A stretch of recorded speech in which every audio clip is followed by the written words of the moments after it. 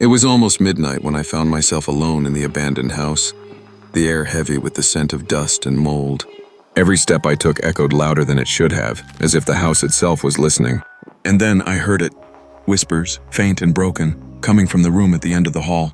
My chest tightened, but something pulled me closer, step by step toward the sound. When I finally reached the door, the whispers stopped, and silence became even more terrifying. The silence after the whispers presses down on me, heavier than the walls themselves. The silence after the whispers presses down on me, heavier than the walls themselves. The hallway behind me stretches infinitely inside the mirror, but turns normal when I physically look away. My hands grip the frame, knuckles white, as though holding on to reality itself. And then I see it, another face behind mine in the mirror, staring, smiling, though I did not move. The face lingers a heartbeat too long before vanishing, and my eyes snap to the hallway.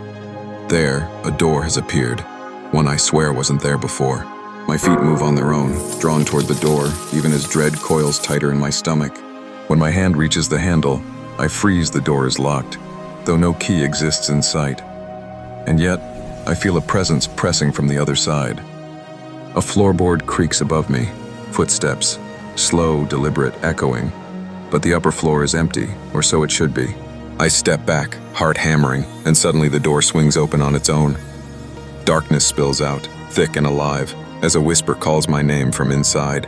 I step back, heart hammering, and suddenly the door swings open on its own.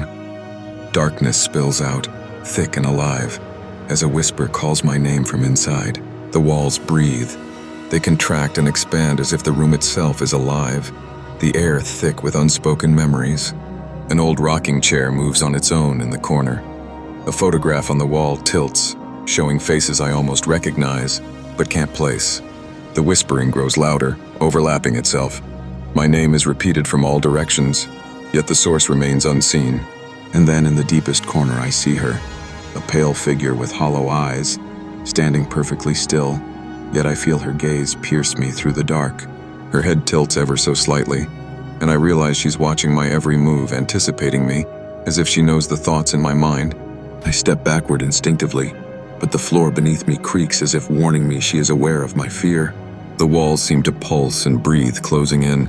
The figure stretches slightly taller, impossibly, yet remains silent. I freeze as she steps forward. Her hollow eyes fix on mine, and a single whisper escapes her lips. My own name, stretched and drawn like a threat.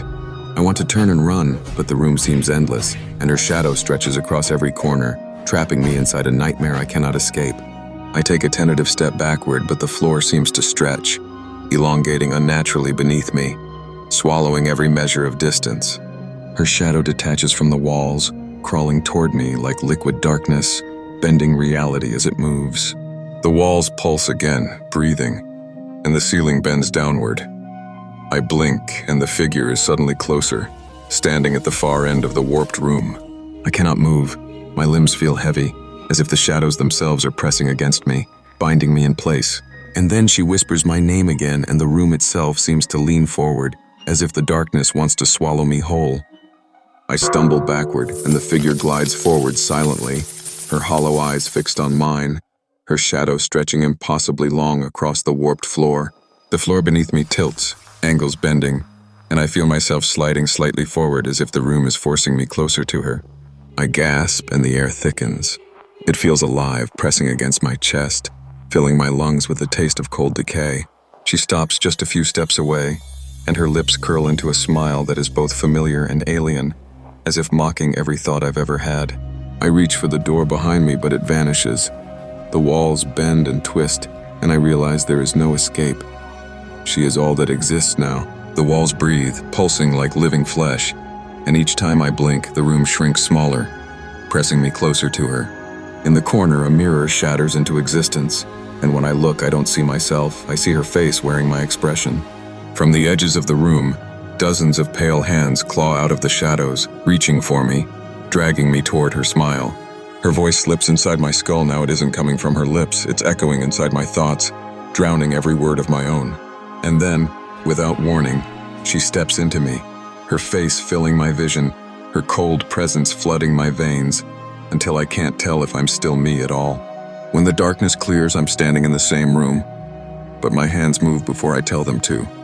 In the cracked glass, I see my face smiling, but it isn't my smile.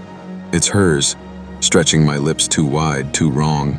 Her whispers crawl through my blood, each word burning, erasing me. She's rewriting me from the inside out. I try to scream, but my voice bends into hers, two tones layered, one dying, one alive. And in that silence, I finally understand. This was never her dream. It was mine she was stealing. But the rhythm wasn't random. It pulsed like a heartbeat. And Ethan felt it sinking with his own. He staggered back. But the walls themselves seemed to breathe with him, expanding and contracting in time with every gasp. Ethan's chest tightened. He couldn't tell where his heartbeat ended. And the house's heartbeat began. And then it stopped. Silence so heavy it felt like the air itself had been cut away. Yet beneath the surface, an unseen rhythm pulsed a heartbeat that wasn't his. But the more he listened, the more he realized the heartbeat wasn't alone. It was answering something deeper. He pressed his palm against the wood, and it pulsed back. His breath caught. He wasn't just hearing it anymore. He was part of it. The house was no longer silent. It was listening.